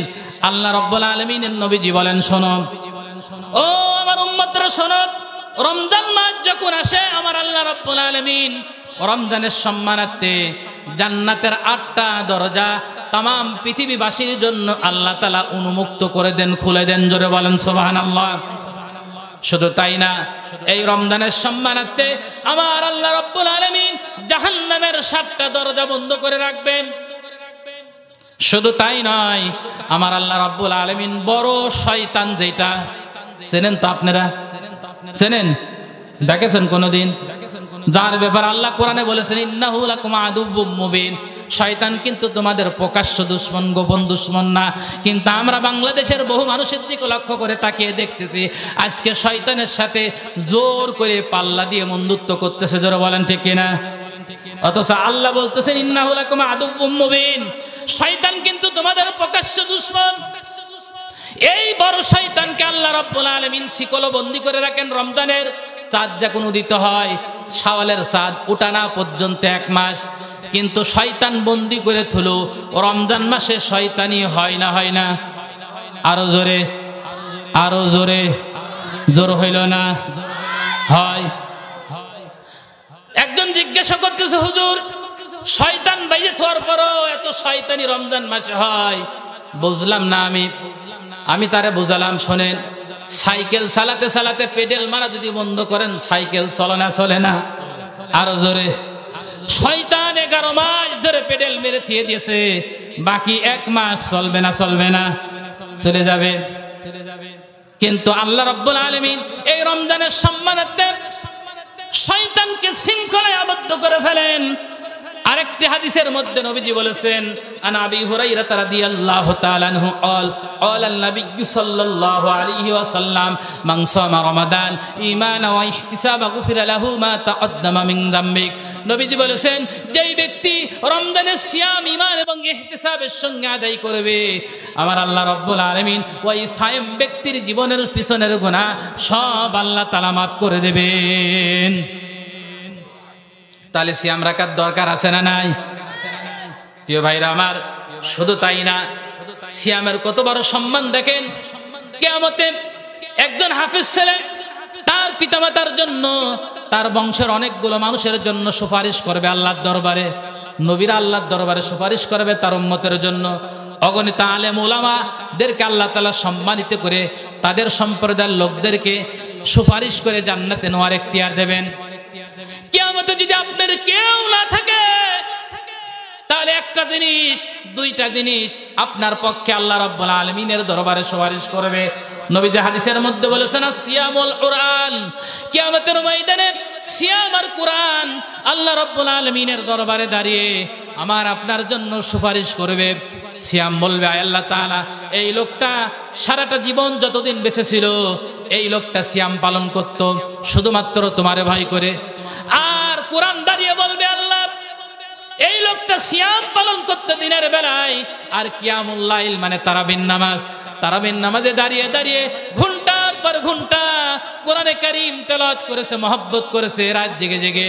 আল্লাহ তাআলা, তোমার দরবারে ফরিয়াদ করি, এই লোককে জান্নাতে না যাওয়া পর্যন্ত আমরা জান্নাতে যেতে রাজি না। আল্লাহ রাব্বুল আলামিন কোরআন এবং সিয়ামের দরখাস্তকে কিয়ামতের ময়দানে ওই ব্যক্তির জন্য আল্লাহ রাব্বুল আলামিন কবুল করে নেবেন। জোরে বলেন সুবহানাল্লাহ। তাহলে সিয়াম থাকার দরকার আছে না নাই? আরো জোরে। শুধু তাই নয়, সিয়ামের সম্মান কি? এই জায়গা আমি আসছি আজকে, আমার জন্য একটা গেট তৈরি হয়েছে, ঠিক কিনা? ঠিক না? আমার জন্য একটা প্যান্ডেল তৈরি হয়েছে। এটা আপনার এলাকাবাসী, ম্যানেজিং কমিটি, মাহফিল কমিটি সবাই আমার সম্মানার্থে এই প্যান্ডেলটা করেছেন, ওই গেটটা করেছেন। রোজাদার ব্যক্তির জন্য আল্লাহর কাছে বড় সম্মান আছে, এত বড় সম্মান, যেই সম্মানের কারণে আল্লাহ তাআলা একটা গেট করবেন রোজাদার ব্যক্তিদের জন্য ওয়েলকাম জানানোর জন্য। ওই ওয়েলকাম জানানোর জন্য যে গেটটা করা হবে, নবীজি ওই গেটের নাম দিয়েছেন রায়হান। জোরে বলেন, নাম কি? রায়হান নামক দরজা দিয়ে সায়াম ব্যক্তিকে, রোজাদার ব্যক্তিকে কিয়ামতের ময়দানে জান্নাতে ঢোকানো হবে। কিয়ামতের ময়দানে কি করা হবে? জান্নাতে ঢোকানো হবে। শুধু তাই নয়, সিয়াম সায়েম ব্যক্তিদের জন্য আরো 2টা খুশির সংবাদ দিয়েছেন আমাদের নবীজি। আল্লাহ নবী বলেন, রোজাদার ব্যক্তিদের জন্য 2টা খুশির সংবাদ। একটা হচ্ছে ইফতারির পূর্ব মুহূর্তে। কোন মুহূর্তে? নবীজি বলেছেন, ইফতারির পূর্ব মুহূর্তে দোয়া কবুল হয়। ও আমার ভাইরা, আমি আপনাদের কাছে মিনতি করি, হুজুরের কাছে দোয়া চাওয়ার কোনো প্রয়োজন নেই। ভিতরে মা এবং বোনেরা আছেন, ইফতারের সময় হয়ে যায়, সন্ধ্যার সময় তাড়াতাড়ি ইফতারগুলো বানিয়ে ফেলুন। আপনার স্বামী আছে, আপনার সন্তান আছে, একসাথে সবাই বসবেন, একসাথে সবাই কি করবেন? বসবেন। আজকে সংসারে অশান্তি, মুআমালাত নাই, সম্পর্ক নাই, স্বামী স্ত্রীর মধ্যে দ্বন্দ্ব, সন্তান বাবাকে দেখতে পারে না, বাবা সন্তানকে দেখতে পারে না, মা সন্তানকে সহ্য করতে পারে না, সন্তান মাকে সহ্য করতে পারে না। আজকে সংসার যেন ভেঙে ভেঙে যায়, এরকম একটা পরিস্থিতি সমাজে বিরাজ করতেছে। জোরে বলেন ঠিক কিনা? আপনার সমাজটাকে যদি, আপনার পরিবারটাকে যদি শান্তি আনয়ন করতে চান, আজকে একটা পদ্ধতি আমি আপনাদেরকে বলে দিয়ে যাব। ওই পদ্ধতিটা যদি 1 মাস ধরে করেন, দেখবেন আপনার পরিবারে আল্লাহ রাব্বুল আলামিনের পক্ষ থেকে রহমত নাজিল হবে, শান্তি নাজিল হবে। এই পুরো রমজানে 30টা মাস, এই 30টা দিনের রোজা রাখেন, ইফতারি সামনে যায় আয়োজন করেন। গরিব মানুষ শুধু ভাত করেছেন, তাতে কোনো সমস্যা নেই, ভাতটা সামনে রাখেন, অথবা একটু খেজুর নেন, একটু পানি নেন, নিয়ে সবাইকে সামনে গোল করে বসান। স্বামী হিসাবে আপনি স্ত্রীকে হুকুম করেন, ও সকিনার মা, আজকে তুমি মোনাজাতটা করো। নবীজি বলেছেন ইফতারির পূর্ব মুহূর্তে দোয়া কবুল হয়, তুমি যে দোয়া করবা সেই দোয়া কবুল হবে। আগামীকাল বলবে আমি মোনাজাত করবো, আমার সন্তানরা আমিন আমিন বলবে, স্ত্রী আমিন বলবে। পরের দিন আমার সন্তানকে, বড় ছেলেকে বলো, ও বাবা তোমারে পড়াশোনা করালাম, আজকে ইফতারি সামনে নিয়ে বসেছি, তুমি আমাদের জন্য দোয়া করো। এরকম পারাকর্মের চক্র হারে যদি বৃদ্ধি হয়, জিনিসটা সংসারে শান্তি আসবে না? আসবে না? আসবে। দোয়া কবুল হবে। দোয়া করানোর জন্য বাড়িতে মৌলবি ডেকে নিয়ে আসার কোনো প্রয়োজন নেই। আপনি নিজে হাত তোলেন, স্ত্রীর জন্য দোয়া করেন, সন্তানের জন্য দোয়া করেন, স্ত্রী হিসাবে স্বামীর জন্য দোয়া করেন। ইফতারির পূর্ব মুহূর্তে আল্লাহর নবী বলেছেন রোজাদার ব্যক্তিদের জন্য খুশির সংবাদ, ওই সিয়ামরত থাকা অবস্থায় ইফতারির পূর্ব মুহূর্তে যেই ব্যক্তি আল্লাহ রাব্বুল আলামিনের দরবারে হাত তুলে যেই দোয়া করবে, আমার আল্লাহ রাব্বুল আলামিন রোজাদারদের দোয়া ফেরত দিতে লজ্জাবোধ করেন। জোরে বলেন সুবহানাল্লাহ। দোয়া করবেন তো? জোরে বলেন ইনশাআল্লাহ। দোয়া করবেন তো? এবার আসেন 2 নম্বর পুরস্কার, খুশির সংবাদ। কিয়ামতের ময়দানে যেই দিন আল্লাহ রাব্বুল আলামিন নিজ হাতে তাদেরকে পুরস্কৃত করবেন, ওটা প্রথমে বলে এসেছে। এবারে আসেন, এত সময় তো আমি আপনাদেরকে শোনালাম ফজিলাতুস সিয়াম, সিয়ামের ফজিলতার সম্মান। এবার আসেন আমি আপনাদেরকে আরেকটু শোনাই হাকিকতুস সিয়াম। হাকিকতুস সিয়াম কারে বলে? আমাদের সমাজের মানুষগুলো হুজুর ওয়াজ করেন, যত ফজিলত আছে আলহামদুলিল্লাহ সুবহানাল্লাহ বললে কত নেকি হয়, সেই ওয়াজ করবেন, এতে জনগণ খুব খুশি। কিন্তু হাকিকতুস সিয়াম, হাকিকতুস সালাত, হাকিকতুস যাকাতের কথা বললেই সমাজের অনেক মানুষ আছে উল্টো পাল্টা মত করে। জোরে বলেন ঠিক কিনা? আল্লাহ তাআলা সিয়াম নামক বিধান কেন দিলেন? কারণটা কি? উদ্দেশ্যটা কি? নিশ্চয় তার একটা উদ্দেশ্য আছে। জোরে বলেন ঠিক কিনা? এখানে 2টা উদ্দেশ্য আছে আল্লাহর সিয়াম নামক বিধান দিয়ে।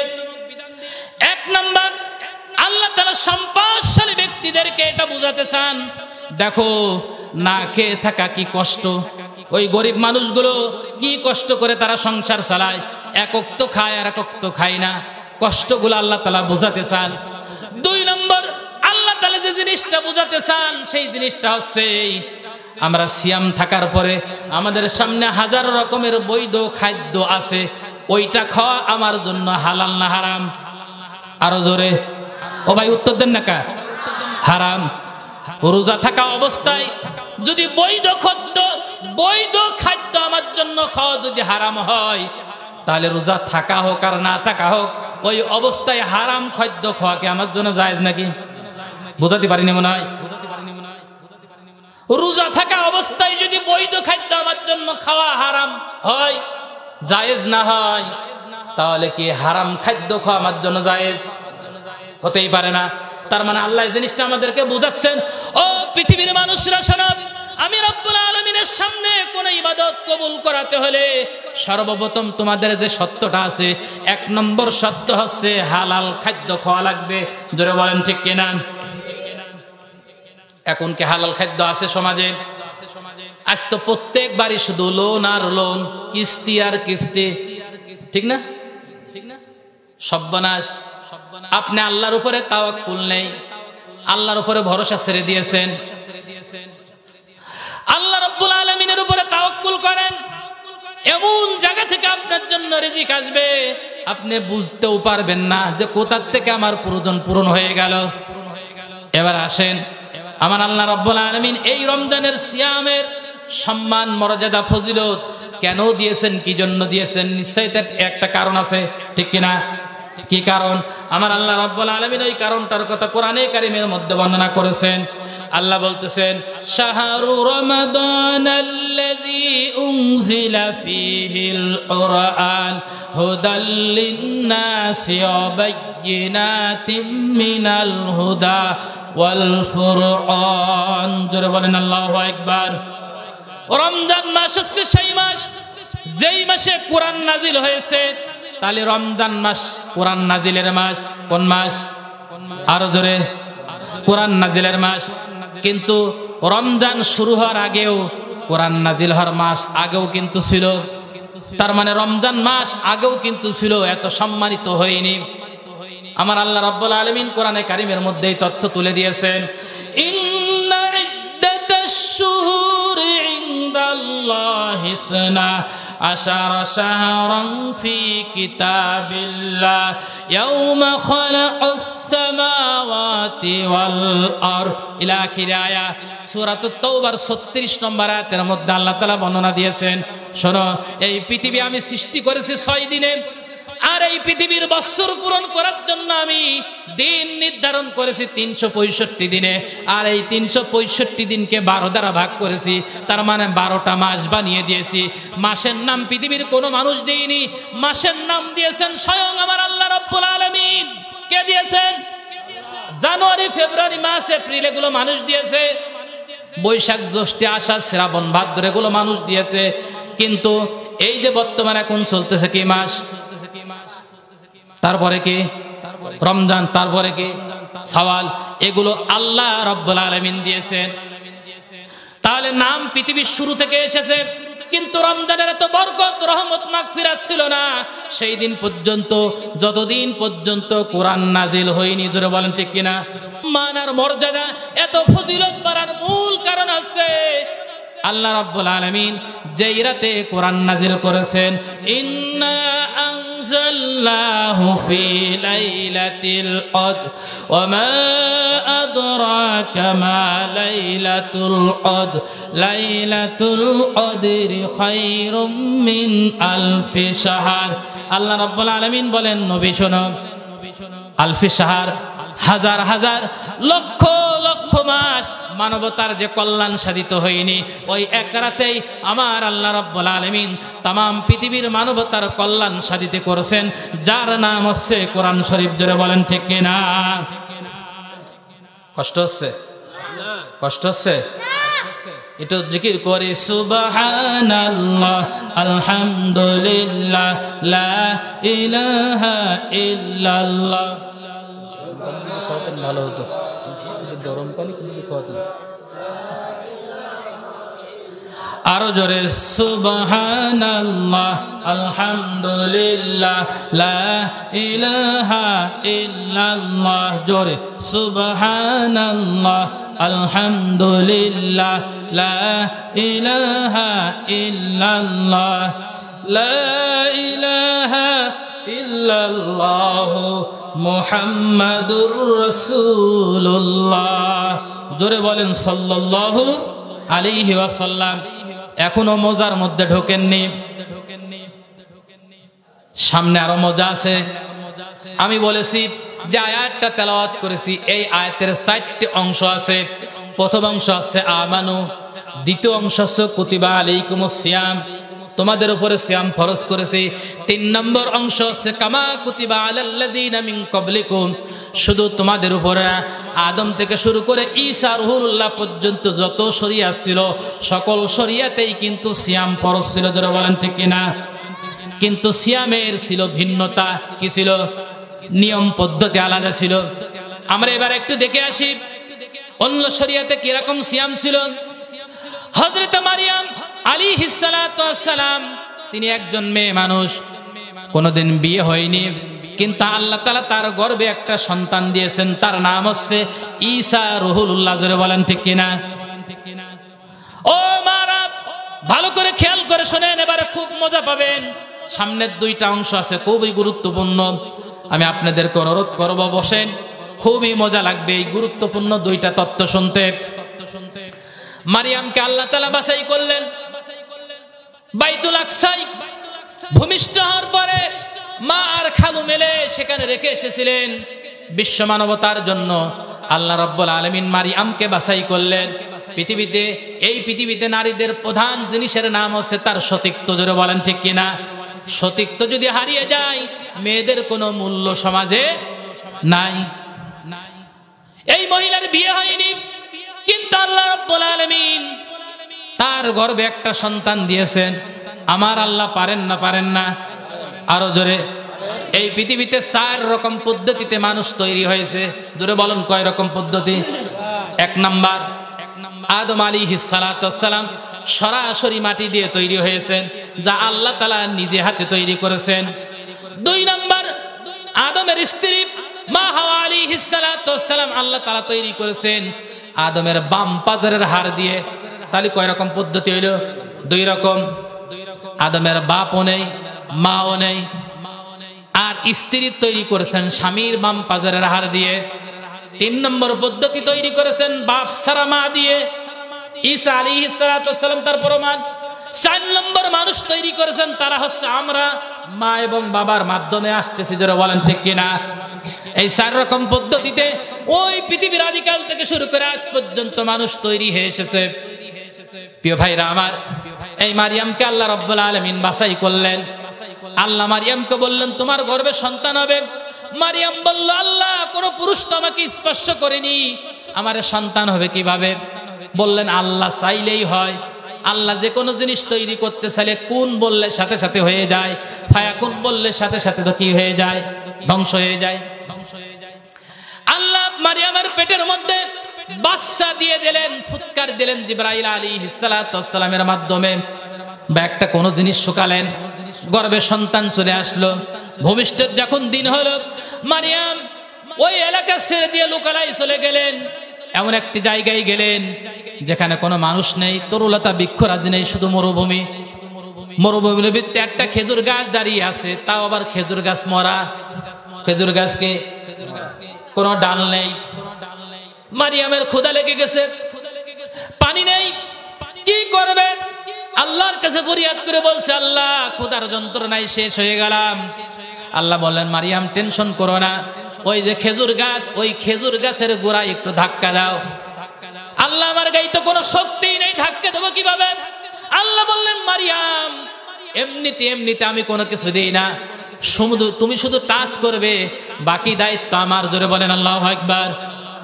মারিয়াম টাচ করলেন, অটোমেটিক ওই মরা খেজুর গাছের থেকে তাজা তাজা খেজুর আল্লাহ রাব্বুল আলামিন মারিয়ামের জন্য বাজেট করে দিয়েছেন। জোরে বলেন সুবহানাল্লাহ। জান্নাত থেকে পানি নিয়ে আসা হয়েছে, খেজুর খাওয়ানো হলো, আর পানি খাওয়ানো হলো, জমজম কূপের পানি খাওয়ানো হলো। ও প্রিয় ভাইরা আমার, এজন্য মারা যখন গর্ভবতী হয়, পুরুষেরা বেশি বেশি করে মাদের জমজম কূপের পানি খাওয়াবেন, আর বেশি বেশি করে খেজুর খাওয়াবেন, তাহলে সন্তান ভালো থাকবে, ভালো সন্তান হবে, বেরেনার সন্তান হবে। এটা মেডিকেল সায়েন্সও বলছে। অথচ গর্ভে সন্তান হলে অনেক মাস, অনেক শাশুড়ি আছে বেটার বউকে ঠিক মতন খেতে দেয় না, যদি বেশি খায় তাহলে বাচ্চা বড় হয়ে যাবে, ঠিক কিনা বলেন? বেশি খালি বাচ্চা বড় হবে, ডেলিভারি হবে না। আপনার অত টেনশন করার দায়িত্ব না, টেনশন কার? আরো জোরে। ওই বৌমাকে, ওই স্ত্রীকে, বেটার বউকে বেশি বেশি খেতে দেন, দেখবেন আপনার নাতি ছেলে বা আপনার সন্তান, এমন সন্তান দুনিয়া আসবে, ওই সন্তানটা দেশ এবং জাতির কল্যাণের জন্য কাজে লাগবে। জোরে বলেন ঠিক কিনা? মারিয়াম পেটে বেদনা আসলো, এবার সন্তান ভূমিষ্ঠ হয়ে গেল। সন্তানটাকে কোলে করে নিয়ে মারিয়াম চিন্তা করতেছে আমি কোথায় যাব? এই সন্তান যদি কোলে করে আমি বাইতুল মুকাদ্দাসে যাই, তাহলে লোকজন তো আমারে জিজ্ঞাসা করবে মারিয়াম সন্তান তুমি কোথায় পেলে, এই সন্তান কার? তখন তোমার বলা লাগবে। আল্লাহর কাছে কান্নাকাটি করতেছে, আল্লাহ কি তখন বলবো? আমার আল্লাহ রাব্বুল আলামিন কোরআনে কারীমের মধ্যে এই তথ্যটা তুলে দিয়েছেন, ফাকুলি ওয়াশরাবি ওয়ারনি আইনা فإما ترين من البشر أحدا فقولي إني نذرت للرحمن صوما فلن أكلم اليوم إنسيا আল্লাহ রাব্বুল আলামিন বর্ণনা করতেছেন, মারিয়াম আমার কুদরত এখানে খেলা করবে, তোমার দায়িত্ব আছে তুমি চুপ থাকবা। জনগণ যদি জিজ্ঞাসা করে তাহলে তুমি বলবা আমি রোজা আছি। কি আছি? চুপ। ওই জামানার রোজার সিস্টেম ছিল, রোজা থাকলে কথা কওয়া যেত না। ওই আইন যদি আমাদের থাকতো তাহলে চা স্টল ভাঙে শেষ, ঠিক না? কথা কন না কিছু নেই। চা স্টলে বসলে যে কত গল্প, মনে হচ্ছে যেন ওই সব, ওর সাথে কথা কে পারা যায় না। ওই আইন কিন্তু আমাদের শরীয়তে নাই। ওই শরীয়তের নিয়ম ছিল সিয়াম রাখলে কথা বলা যাবে না, কথা বললেই সিয়াম ভেঙে যাবে। মারিয়াম সমাজের মধ্যে ঢুকলেন বাচ্চা কোলে করে নিয়ে। লোকজন জিজ্ঞাসা করলো, বাইতুল মুকাদ্দাসের আলেমরা জিজ্ঞাসা করলো, মারিয়াম এই সন্তান কোথায় পেলে? মারিয়াম বারবার বলতেছে আমি রোজা, আমি কথা বলবো না। কিছু জিজ্ঞাসা করতে হয়, তার মানে এর কাছে শোনো, সন্তানের কাছে। লোকজন জিজ্ঞাসা করে, মারিয়াম তুমি কি পাগল হয়েছো? অট্টুক নাবালক সন্তান কি কথা বলতে পারে নাকি? প্রিয় ভাইরা আমার, এই পৃথিবীতে আজ পর্যন্ত 4 জন নাবালক সন্তান শিশু বয়সে, একদিন বয়সে কথা বলেছে। জোরে বলেন কয়জন? আরো জোরে, আরো জোরে। 4 জন। এই 4 জন শেষে বলবো যখন আপনারা আমার হাতে টাকা দিবেন, তারপর ঠিক নাকি? আগে বলা যাবে না। মা বোনরা, প্রিয় ভাইরা, বিরক্ত হচ্ছেন ভাই? কষ্ট হচ্ছে? শেষ করে দি। প্রায় 12টার বেশি, 12:30 বেজে গেছে ভাই, কাছাকাছি। মারিয়াম যখন বলতেছে এই বাচ্চার কাছে শোনো, সমাজের লোক বলতেছে এই বাচ্চার কাছে কি শুনবো? তো নাবালক সন্তান কথা বলতে পারবে নাকি? মারিয়াম যখন কথা বলছে না, তখন সমাজের লোক বলতেছে নিশ্চয় মারিয়াম কোন অকাম করেছে, অন্যায় করেছে, এজন্য যার সন্তান নিয়ে সমাজের বুকে এসেছে। হযরতে ঈসা আলাইহিস সালাতু ওয়াস সালাম মায়ের বাম স্তন তখন পান করতেছিলেন। কোন স্তন? বাম স্তন পান করলে সন্তানের ডান হাত কোন দিকে থাকে? নিচের দিকে থাকে। হাদিসে 2 রকমে আছে। কোন জায়গায় আছে ডান স্তন পান করতেছিলেন, ডান স্তন পান করলে বাচ্চার হাত থাকে, ডান হাত থাকে উপরের দিকে। জোরে বলেন ঠিক কিনা?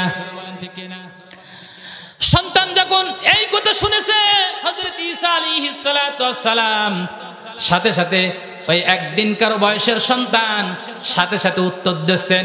আমার আল্লাহ রাব্বুল আলামিন ঈসা আলাইহিস সালাতু ওয়াস সালামের মুখের ভাষাকে কোরআনে কারীমের আয়াত বানায়া আমাদের কোরআনের মধ্যে ঢুকিয়ে দিয়েছেন। ধরে বলেন আল্লাহু আকবার। আল্লাহ বলতেছেন, আলা ইন্নী আবদুল্লাহ আতানিয়াল কিতাবা ওয়া জাআলানি নাবিয়্যা। হযরত ঈসা আলাইহিস সালাতু ওয়াস সালাম বলতেছেন, আলা ইন্নী আব্দুল্লাহ, আমি কোন জারস সন্তান না, আমি আল্লাহ রাব্বুল আলামিনের বৈধ বান্দা। জোরে বলেন আল্লাহু আকবার। আতানিয়াল কিতাব, আমাকে কিতাব দেওয়া হয়েছে, ওয়া জাআলানি নাবিয়্যা, আর এই পৃথিবীর ময়দানে আমার জন্য নবুয়ত দিয়ে আমাকে নবী করে পাঠানো হয়েছে। আমি সাধারণ কোন লোক না। এই জন্য ঈসা আলাইহিস সালাতু ওয়াস সালাম তিনি কি করতে পারতেন? মৃত মানুষদেরকে তিনি জীবিত করতে পারতেন। ধরে বলেন ঠিক কিনা? তিনি অন্ধ লোকের উপরে হাত বুলালে অন্ধ ভালো হয়ে যেত, কুষ্ঠ রোগীর উপরে হাত দিলে কুষ্ঠ রোগ ভালো হয়ে যেত। আল্লাহ রাব্বুল আলামিন এই মুজিজা তাকে দিয়েছিলেন। প্রিয় ভাইরা আমার, আমি যে জিনিসটা বোঝাতে চাচ্ছিলাম, ঈসা আলাইহিস সালাতু ওয়াস সালামের শরীয়তে রোজা ছিল, সেই রোজায় কথা বলা যাবে। আমাদের শরীয়তে কথা বলা যাবে না? যাবে না? যাবে। এবার আসেন, হযরতে জাকারিয়া আলাইহিস সালাতু ওয়াস সালামের শরীয়তে কি ছিল? আল্লাহ বলছেন, আলা রাব্বি জাআললি আয়া, আলা আয়াতুকা আল্লা তুকাল্লিমান নাসা সালাসাতা আইয়ামিন ইল্লা রমজান। হযরতে জাকারিয়া 80 থেকে প্রায় 100 বছর বয়স, তখনও সন্তান হয়নি। একদিন হঠাৎ করে মারিয়ামের ঘরে গেলেন, দেখতে পেলেন মৌসুম ছাড়া ফল। মৌসুম ছাড়া কি? এখন তো ফল বিভিন্ন জায়গায় সংরক্ষণ করে সারা বছর পাওয়া যায়। আগে কিন্তু এরকম কোনো সিস্টেম ছিল না, মৌসুমের ফল মৌসুমের শোধ হয়ে যেত।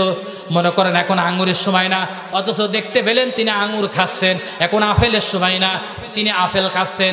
মারিয়ামকে জিজ্ঞাসা করলেন, মারিয়াম এই ফল তুমি কোথার থেকে পাও? মারিয়াম জবাব দিল, খালু এই ফল পৃথিবীর কোনো মানুষ আমাকে দেয় না। হযরত জিবরাইল আলাইহিস সালাতু সালাম জান্নাত থেকে সরাসরি আমার জন্য খাবার সরবরাহ করেন। ধরে বলেন আল্লাহু আকবার। তাহলে মারিয়ামের জন্য জান্নাত থেকে খাদ্য আসতো।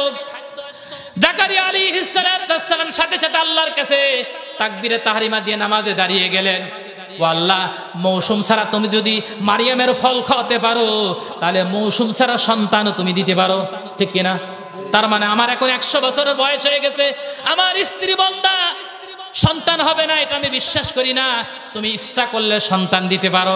আল্লাহর কাছে যখন দোয়া করলেন, হুনালিকা দা যাকারিয়া রাব্বা ওয়ালা রাব্বি হাবলি মিন লাদুনকা যুররিয়াতান তাইয়্যিবা ইন্নাকা সামিউদ দুআ। আল্লাহ তাআলা একটা নেককার সন্তান দান করো। আল্লাহ রাব্বুল আলামিন সাথে সাথে জাকারিয়া আলাইহিস সালাতু ওয়াস সালামের দোয়া কবুল করলেন। জাকারিয়াকে সুসংবাদ জানানো হলো, জাকারিয়া তুমি সংবাদের সুসংবাদ শোনো। ওর নাম দুনিয়ার কোনো মানুষ রাখবে না, আমি আল্লাহ রেখে দিলাম, তার নাম হবে ইয়াহইয়া আলাইহিস সালাতু ওয়াস সালাম। ধরে বলেন আল্লাহু আকবার। এবারে জাকারিয়া প্রশ্ন করতেছেন, আল্লাহ আমার স্ত্রীর গর্ভে যে সন্তান হবে আমি বুঝবো কিভাবে? আল্লাহ বললেন, তোমরা রোজা থাকো। কি থাকো? তবে রোজা থাকবা ঠিক, কিন্তু কথা বলতে পারবা না। ওই শরিয়াতে রোজা ছিল কথা বলা যাবে না। 3 দিন রোজা থাকবা, কথা বলা যাবে না। জাকারিয়া আলাইহিস সালাতু ওয়াস সালাম তাই করলেন। স্ত্রীর গর্ভে সন্তান চলে আসলো। এটা ছিল ওই জামানার রোজা। শুধু তাই নাই, নূহ আলাইহিস সালাতু ওয়াস সালাম 365 দিন রোজা রাখতেন। দাউদ আলাইহিস সালাতু ওয়াস সালাম 1 দিন রোজা রাখতেন আর 1 দিন ভাঙতেন। কিন্তু আমাদের শরিয়াতে প্রথমে যখন রোজা এসেছে, তখন কোন পন্থায় এসেছে আমরা এখানে কেউ জানি না। আমার একটা বিশ্বাস, জানেন কেউ? দেখে আমাদের শরিয়াত, মুহাম্মদ সাল্লাল্লাহু আলাইহি সাল্লামের শরিয়াতে রোজার পদ্ধতি কি ছিল? প্রথমে কয় দিন রোজা ছিল? প্রথমে আমাদের শরিয়াতে প্রথম রোজা ছিল 6 মাস। জোরে বলেন কয় মাস? মিরাজে গিয়ে আল্লাহর নবীকে দেওয়া হয়েছিল, আল্লাহ রাব্বুল আলামিনের কাছে বলে 1 মাস করেছেন। এটা হচ্ছে 1। 2 নম্বর পদ্ধতি ছিল আমার শরিয়াতে ইশার নামাজের আগে খাওয়া লাগতো, আর পরের দিন মাগরিবের রক্তে ইফতারি করা লাগতো। ইফতারি করার পরে ইশার আগের যদি আপনি খেতে না পারেন, ঘুমিয়ে যান, আসেরই খেতে পারবেন না, আবার পরের দিন খাওয়া লাগবে। এই নিয়ম ছিল প্রথমে আমার শরিয়াতে। 2 জন সাহাবীর ঘটনাকে কেন্দ্র করে আল্লাহ রাব্বুল আলামিন এই নিয়ম পরিবর্তন করে দিয়েছেন। ধরে বলেন আল্লাহু আকবার। যদি এই পরিবর্তন, এই নিয়ম যদি আমাদের থাকতো, এখন এমনি রোজা রাখে না, আর রোজাদার খুঁজেও পাওয়া যেত। কিরকম হলো? আমাদের শরিয়াতে আর একটা নিয়ম ছিল, রোজার মধ্যে স্বামীরা স্ত্রীদের কাছে যাইতে পারবে না। এটা এই শরিয়াতের মধ্যেই ছিল। রমজান মাসে হযরত ওমর রাদিয়াল্লাহু তাআলা আনহু খাওয়া দাওয়া করলেন ঈশার নামাজের আগে, এরপরে তারাবি পড়লেন, এবার ঘুমিয়ে গেলেন। রাতের অন্ধকারে স্বামী স্ত্রীর কাছে শুয়ে রয়েছেন। হঠাৎ করে স্ত্রীদের সঙ্গে জীবনের হক আদায় হয়ে গেল। আপনারা তো বুঝতেছেন নাকি? বুঝতেছেন তো নাকি? আর বাংলা তো করা লাগবে না। হক আদায় হয়ে গেল, কিন্তু হযরত ওমর রাদিয়াল্লাহু তাআলা আনহু অসচেতন অবস্থায় তিনি তা করে ফেললেন। তিনি যখন সচেতন হলেন, হুঁশ ফিরে আসলেন, তিনি জিবাই কামড় দিতে লাগলেন। পরের দিন সকালবেলা আল্লাহর নবীর সামনে দাঁড়িয়ে বললেন, ইয়া রাসূলুল্লাহ, আমার জীবন, ওমরের মা বাবার জীবন আপনার জন্য উৎসর্গ হয়ে যাক। আমি ভুল করে ফেলেছি ইয়া রাসূলুল্লাহ, আমি এখন কি করব? আল্লাহর নবী বললেন, কি করেছো? সব ঘটনা খুলে ফেললেন। আল্লাহর নবী চুপ থাকলেন। কয়েকদিন পরে আর একজন সাহাবীর স্ত্রী আল্লাহর নবীর কাছে দৌড়াতে দৌড়াতে আসলেন। ও আল্লাহর নবী, আমার স্বামী আপনার সাহাবা অমুক, তিনি মাগরিবের সময় ইফতারি করলেন, ঘরেতে খাবার ছিল না। আমার স্বামী আমার কাছে খাবার চাইলো, প্রস্তুত হয়নি। আমি বললাম, তুমি একটু অপেক্ষা করো, আমি খাবার নিয়ে আসতেছি। রান্না ঘরের থেকে খাবার নিয়ে আসতে দিয়ে দেখলাম, এসে দেখি আমার স্বামী ঘুমিয়ে গেছে। আমার আফসোস হলো, হাই হাই, তুমি খাবার চাইলে, ঘুমিয়ে গেলে তুই আর সেহরি খাওয়া যাবে না। আমার স্বামী ঘুমিয়ে গেল। পরের দিন ওই অবস্থায় রোজা রাখলেন। সকাল 8টা-9টা বাজতে বাজতেই তিনি অজ্ঞান হয়ে পড়ে গেলেন। ইয়া রাসূলুল্লাহ, সবাই মাথায় পানি দিচ্ছে, সুস্থ করার চেষ্টা করতেছে, আপনার কাছে দৌড়া এসেছে, আমার স্বামী কই রকমই রোজা রাখবে না রোজা ভেঙে ফেলবে। আল্লাহর নবীর কাছে যখন এই নালিশ দুইটা যখন করা হলো, আমার আল্লাহ রাব্বুল আলামিন তখন আয়াত নাজিল করলেন সূরাতুল বাকারার ৮৬, ৮৭, ১৮৭ নম্বর আয়াত নাজিল করলেন, ওয়া তিম্মুস সিয়ামা ইলাল লাইল। জোরে বলেন আল্লাহু আকবার। আল্লাহ আয়াত নাজিল করে বললেন, শোনো, তোমরা সিয়াম রাত পর্যন্ত পূরণ করো। তার মানে সুবে সাদেক থেকে শুরু করে সন্ধ্যা পর্যন্ত সিয়াম রাখো। সুবে সাদেক সূর্য ওঠার আগে খাবা, আর সূর্য ডুবার আগে তোমরা ইফতারি করবা। আজকে আমাদের সমাজের অনেক মানুষ দেখতে পাচ্ছি সূর্য ডুবার ৮ ঘন্টা পরে ইফতারি করতেছে। এরকম লোক তৈরি হয়েছে। আহলে হাদিস সম্প্রদায় না, শিয়া সম্প্রদায় আমাদের দেশে তৈরি হয়েছে। শিয়া সম্প্রদায়ের লোকেরা মাগরিবের নামাজের আধা ঘন্টা পরে তারা ইফতারি করে। ও মা এবং বোনেরা, খুব সাবধান। আল্লাহর নবী ১৫০০ বছর আগে বলেছেন, আমার উম্মতরা যতদিন পর্যন্ত সেহরি যত দেরি করে খাবে আর ইফতারি যত তাড়াতাড়ি করে করবে, ততদিন পর্যন্ত আমার উম্মতের উপরে রহমত বরকত নাজিল হবে। জোরে বলেন সুবহানাল্লাহ। তাদেরকে বললেন, তোমরা আল্লাহরে ভয় করো, অথচ শব্দটা হওয়ার কথা ছিল, হে কাফেররা, হে মানুষেরা, তোমরা আল্লাহরে ভয় করো। এই কথাটা বলার দরকার ছিল, কিন্তু শব্দটা এরকম হলো কেন? লাআল্লাকুম তাত্তাকুন। আল্লাহ তাআলা ঈমানদারদের জন্য বললেন কেন? কারণটা কি? এবার আসেন। তাকওয়া অর্জন করার মাস হচ্ছে রমজান মাস। এই রমজান মাস সামনে আসতেছে, তাকওয়া অর্জন করা পাল্লা দিতে হবে। জোরে বলেন ঠিক কিনা? এবারে প্রশ্ন হচ্ছে, তাকওয়া অর্জন আপনার হয়েছে বুঝবেন কিভাবে? সমস্ত জিনিস মাপার যন্ত্র আছে না নেই? এই যে আলো, এই আলোর তাপমাত্রা কতটুকু এখানে যদি ধরা যায়, ওই জিনিসটা বোঝা যাবে না যাবে না? ওই যে ওয়েদারের ওজন বোঝা যায় না যায় না? বৃষ্টি কত মিলিয়ন বৃষ্টি হলে তা বোঝা যায় না যায় না? আপনার শরীরে তাপমাত্রা কত থার্মোমিটার দিলেই বোঝা যাবে না যাবে না? যাবে। 1 কেজি দুধ লিটারে মাপেন, কেজিতে মাপেন, সব জিনিস মাপার যন্ত্র আছে। তাহলে তাকওয়া মাপারও যন্ত্র আছে, ঈমান মাপারও যন্ত্র আছে না নেই? এটা আমি বলছি না, আমার আল্লাহ বলেছেন কোরআনে, রাসূল বলেছেন হাদিসের মধ্যে। আপনার ঈমান আছে কিনা এটা বুঝবেন কিভাবে? সাহাবায়ে কিরাম প্রশ্ন করেছিলেন, ইয়া রাসূলুল্লাহ, আমার মধ্যে ঈমান আছে না নাই, বুঝবো কিভাবে? আল্লাহর নবী বললেন, শোনো, যখন তোমার কাছে ভালো কাজ ভালো লাগবে আর মন্দ কাজ তোমার কাছে মন্দ লাগবে, বুঝবা তোমার ভিতরে ঈমান আছে। কিন্তু আজকে আমরা অনেক লোকেরই দেখতে পাচ্ছি, অনেকের ভালো কাজ দেখলে চুলকুনি বাড়ে। কথা কন্যাকে জন্য এই মাহফিলের ব্যাপারে সকলেই কি সন্তুষ্ট? আরো জোরে। তাহলে যারা সন্তুষ্ট না, বুঝবেন ওদের ঈমান। কষ্ট বলেন, কষ্ট করলে মাফ করে দিয়েন। আমাকে হক কথা আমি প্রথমেই বলেছি, ওয়াজ করার একটা নীতি আছে। প্রিয় ভাইরা আমার, ঠিক তাকওয়া মাপার যন্ত্র আছে। তাকওয়া মাপে কিভাবে?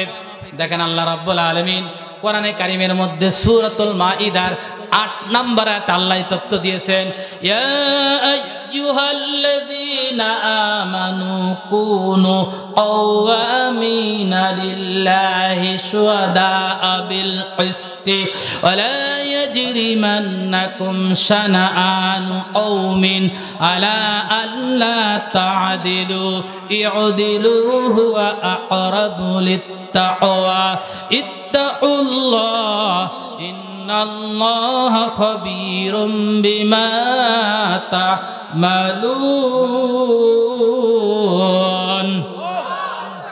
কোরআনে কারীম সূরাতুল মাইদার ৮ নম্বর আয়াত, তাকওয়া মাপার আয়াত। আল্লাহ বলছেন, হে ঈমানদাররা, তোমরা আল্লাহর জন্য ন্যায় কাজে সাক্ষ্যদানকারী হিসেবে দাঁড়িয়ে যাও, আর কোন কওমের ব্যাপারে বিদ্বেষ পোষণ করো না। তোমরা সব জায়গায় ন্যায় বিচার করো। ইউদিলু হুয়া আকরাবু লিত-তাকওয়া, আর তাকওয়াই হচ্ছে, ন্যায় বিচারই হচ্ছে তাকওয়ার মানদণ্ড। ন্যায় বিচার কি? তাহলে এই কথার দ্বারা আপনি কি বুঝলেন? আপনি যদি রমজান রাখার পরে, রমজান চলে যাওয়ার পরে আপনার ভিতরে ন্যায় বিচার পয়দা হয়, তাহলে বুঝবেন আপনার ভিতরে তাকওয়া তৈরি হয়েছে। আর যদি রমজান যাওয়ার পরে আপনি বোনের সম্পত্তি, ভাইয়ের সম্পত্তি, চাচার সম্পত্তি, জনগণের সম্পত্তি কথা বলেন না কেন, যদি মাইরে খান তাহলে বোঝা যাবে রোজা থেকে চার আনার কোনো উপকার আপনার। বুঝতে পারছেন তো? ইনসাফ যদি আপনার ভিতরে আসে, আপনার কাছে আপনার স্ত্রী ইনসাফ পাবে, আপনার কাছে আপনার সন্তান ইনসাফ পাবে, আপনার কাছে আপনার পিতামাতা ইনসাফ পাবে, আপনার কাছে আপনার ভাই বোন ইনসাফ পাবে, আপনার কাছে আপনার সমাজ ইনসাফ পাবে, আপনার কাছে এই সমাজ ইনসাফ পাবে, এই রাষ্ট্র ইনসাফ পাবে, সর্বোপরি তাম পৃথিবীর মুসলমান আপনার কাছে ইনসাফ পাবে। জোরে বলেন ঠিক কিনা? আপনার ভিতরে ন্যায় বিচার জাগা লাগবে, ন্যায় বিচার থাকা লাগবে। যদি ন্যায় বিচার পয়দা হয় তাহলে বুঝবেন আপনার ভিতরে তাকওয়া পয়দা হয়েছে। এখন ন্যায় বিচার পয়দা হওয়ার সূত্রটা আবার কিরকম? আপনি ন্যায় বিচার প্রথমে কার সাথে করবেন? 1 নম্বর ন্যায় বিচার করবেন আল্লাহর সাথে। কার সাথে? আরো জোরে। মানুষ আল্লাহর সাথে আবার ন্যায় বিচার করে কিরকম? আল্লাহ তাআলা কোরআনে কারীমের মধ্যে দলিল দিয়েছেন, দেখেন, আল্লাহ তা'বুদু ইল্লা ইয়্যাহু ওয়া বিল ওয়ালিদাইনি ইহসানা। আল্লাহ বলতেছে আমার পক্ষ থেকে সিদ্ধান্ত হয়ে গেছে, রায় হয়ে গেছে, ফয়সালা হয়ে গেছে, আমি আল্লাহ ছাড়া জীবনের কোথাও কারোর জন্য ইবাদত করা যাবে না। জোরে বলেন ঠিক কিনা? তার মানে জীবনের সব ক্ষেত্রে সব জায়গায় যখন আপনি আল্লাহর ইবাদত করবেন বোঝা যাবে আপনি আল্লাহর প্রতি ইনসাফ কায়েম করলেন। জোরে বলেন ঠিক কিনা? 2 নম্বর রাসূলের সঙ্গে আল্লাহর নবী যা নিয়ে এসেছেন তা সরাসরি গ্রহণ করা, যা নিষেধ করেছেন তা বর্জন করা, তাহলে রাসূলের সাথে আপনি ন্যায় বিচার করলেন। 3 নম্বর ন্যায় বিচার আছে আপনার পিতামাতার সাথে। 4 নম্বর ন্যায় বিচার আছে আপনার স্ত্রী আর সন্তানদের সাথে। 5 নম্বর ন্যায় বিচার আছে আপনার ভাই বোনদের সাথে। 6 নম্বর ন্যায় বিচার আছে সমাজের লোকের সাথে। এরকম 19টি ন্যায় বিচার আছে। প্রতিটা মানুষের কাছে 19টা অধিকার পাবে। 19টা অধিকার থেকে যদি কোনো মানুষ বঞ্চিত হয়ে যায় তাহলে কিয়ামতের ময়দানে আল্লাহ রাব্বুল আলামিনের দরবারে আমাকে আপনাকে আসামি হওয়া লাগবে। জোরে বলেন ঠিক কিনা? তাহলে তাকওয়ার মানদণ্ড কি? ন্যায় বিচার। তাকওয়ার মানদণ্ড কি? ন্যায় বিচার। এবারে আসেন, তাকওয়া যদি কারোর অর্জন হয়ে যায় তাহলে সেই লোকটা কি কি জিনিস পাবে? দুনিয়ায় পাবে, আখিরাতে পাবে। এই আলোচনাটা করে আজকের আলোচনা শেষ করব। তাকওয়া যদি কারোর অর্জন হয়ে যায় তাহলে 1 নম্বর উপকার তার হবে, সে এই সমাজে বাতিলকে আর হককে সে সহজেই চিনতে পারবে। এই সমাজে হক আর বাতিল আছে না নাই? আশেপাশের যত ভাই আছেন বাইরে দাঁড়িয়ে আছেন, তাড়াতাড়ি আসেন, তবারক আছে আপনাদের জন্য। তবারের কাছে বাইরে দোয়া হবে না, যা দোয়া হবে সব মাহফিলের মধ্যে। 1 প্যাকেটও বাইরে দোয়া হবে না। জোরে বলেন ঠিক কিনা? যারা আসেনি তারা তবারক পাবে। কথা কন নাকি জন্য আপনারা? হ্যাঁ, তাড়াতাড়ি আসো কাপড়, তাড়াতাড়ি আসো কাপড়। আমি জানি, বুঝেছি, এইটা কায়দা বোঝেন। আমি আবারও বলছি, বাইরে 1 প্যাকেটে তবারক দেওয়া হবে না, 1 প্যাকেটে দেওয়া হবে। ন্যায় বিচার করে তাকওয়া যদি অর্জন করে আল্লাহ রাব্বুল আলামিন তাকে এমন জিনিস দান করবেন, তার চাহিদার চাইতেও বড় জিনিস দেবেন। যদি কোনো ব্যক্তির মধ্যে তাকওয়া থাকে, তার জ্বলন্ত প্রমাণ হযরত ওমর রাদিয়াল্লাহু তাআলা আনহুর ছেলে আব্দুল্লাহ আর গোয়ালিনীর মেয়ে। এটা একটা ঘটনা আছে, ঘটনা বলে শেষ করে দেব।